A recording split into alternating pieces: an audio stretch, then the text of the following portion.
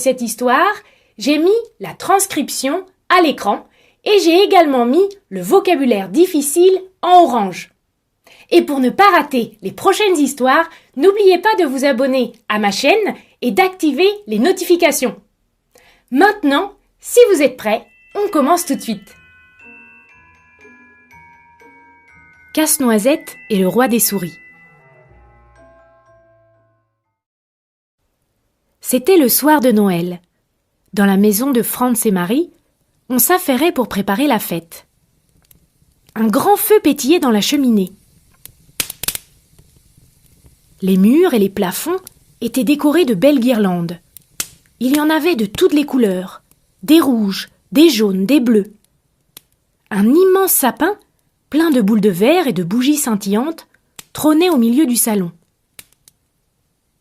Soudain, on frappa à la porte. Marie et son frère, tout excités, se précipitèrent dans l'entrée. C'étaient grand-mère, grand-père, les cousins, ainsi que l'oncle Drosselmeyer. Tous se dirigèrent vers le salon, et les enfants, impatients, se précipitèrent au pied de l'arbre, où des dizaines de cadeaux les attendaient. En ouvrant leurs cadeaux, ils découvrirent un cheval à bascule, des soldats de plomb et un petit lit de poupée. Marie, elle, déballa avec beaucoup de soin son cadeau et découvrit un joli casse-noisette en bois, vêtu d'un bel uniforme rouge et noir. Franz, persuadé qu'il s'agissait d'un petit soldat, voulut lui arracher l'objet des mains. Il tira dessus si fort que le bras du pauvre casse-noisette se brisa. Les yeux de Marie se remplirent de larmes. Heureusement, l'oncle Drosselmeyer, qui était un peu magicien, sortit un mouchoir de sa poche. Il enroula soigneusement le tissu autour du pantin pour lui maintenir le bras. Il déposa ensuite le blessé dans un petit lit de poupée au pied du sapin. « Tu sais, Marie, dit l'oncle, ce casse-noisette n'est pas un jouet ordinaire. Va vite te coucher, je vais venir te raconter son histoire. » Marie se brossa les dents à la hâte et se glissa dans son lit. Comme promis, l'oncle Drosselmeyer ne tarda pas à venir lui dire bonsoir. « Mon oncle, dit la petite fille, pourquoi est-ce que ce casse-noisette n'est pas un jouet comme les autres ? Ah, c'est une longue histoire, dit l'oncle. Mais je vais te raconter son secret. Il y a très longtemps, des souris se sont mises à creuser d'immenses galeries et de longs tunnels sous toute la ville. Un royaume immense auquel on accédait par des passages secrets. C'était le roi des souris qui régnait sur ce terrible empire. Un jour, ce roi, très amoureux, voulut épouser une jolie princesse, nommée Pirlipat, mais celle-ci refusa. Le roi rentra alors dans une colère noire et la fit enfermer. Il avait décrété que Pirlipat resterait prisonnière pour toujours, sauf si un jeune homme réussissait à casser une noix d'un seul coup de dent. Bien des jeunes gens étaient venus pour tenter de délivrer la princesse, mais tous s'y étaient cassés les dents. Un jour, un jeune garçon, qui avait eu vent de cette histoire, se présenta. Ce n'était pas un prince, ni un chevalier, ni un monsieur important. Non, c'était juste un petit soldat, avec des bottes noires et un uniforme rouge.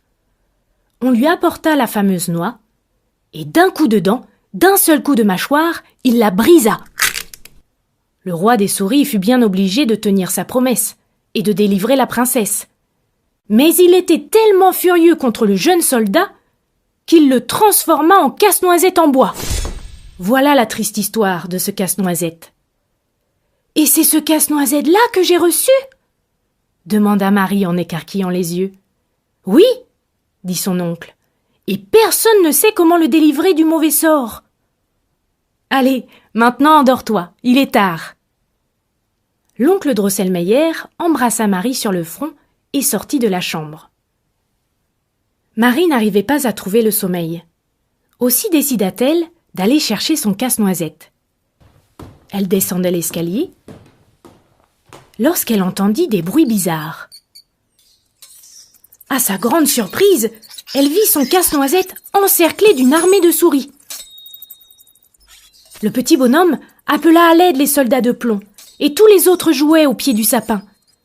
Ils s'élancèrent tous ensemble contre les souris. Le roi des souris, lui, fonça sur Casse-Noisette. Voyant son casse-noisette en détresse, Marie attrapa son chausson, visa le roi et lui lança violemment sa pantoufle. Il tomba à terre, mort ou assommé. Les souris, vaincues, emportèrent leur roi et quittèrent le champ de bataille. Casse-Noisette s'approcha alors de Marie et lui dit « Tu m'as sauvé la vie. Je ne sais comment te remercier. » En disant cela, il prenait vie et peu à peu se transformait en un magnifique jeune homme. Marie n'en croyait pas ses yeux. Soudain, un tourbillon de flocons de neige les emporta dans les airs, comme par magie. Ils voyagèrent jusqu'au fabuleux pays des friandises. Une fée vêtue d'une magnifique robe bleue les attendait. Marie était sans voix. Sur le chemin qui menait au palais de la fée Dragée, les maisons étaient en pain d'épices, les fleurs en bonbons et les troncs des arbres en sucre d'orge. La fée leur demanda s'ils avaient fait bonne route et les conduisit à l'intérieur de son palais, dans une immense salle où une grande table était dressée, pleine de gâteaux, de brioches et de bonbons. Tout était si joli que Marie ferma les yeux d'émerveillement. Quand elle les rouvrit, elle se trouvait dans son lit, et son petit bonhomme en bois était là, à côté d'elle, le mouchoir autour du bras. Elle le prit dans la main, dénoua le mouchoir, et constata que son bras était comme par miracle réparé.